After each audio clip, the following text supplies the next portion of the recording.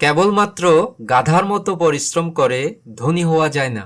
মনে রাখবেন, ধনী হতে গেলে আপনাকে কয়েকটা ব্যাপার মনে রাখতে হবে। প্রথমটি হচ্ছে, যারা মনে করে শুধুমাত্র পরিশ্রমের মাধ্যমে ধনী হওয়া যায়, তারা কখনোই ধনী হতে পারে না। যতক্ষণ পর্যন্ত আপনি পরিশ্রমের সাথে সাথে বুদ্ধি এবং বিচক্ষণতা প্রয়োগ করে কোনো একটি কাজকে অল্প সময়ে স্মার্টভাবে করে বেশি উপার্জন করা যায়, সেই পদ্ধতিটি আয়ত্ত করতে না পারবেন, ততক্ষণ পর্যন্ত আপনি ধনী হতে পারবেন না।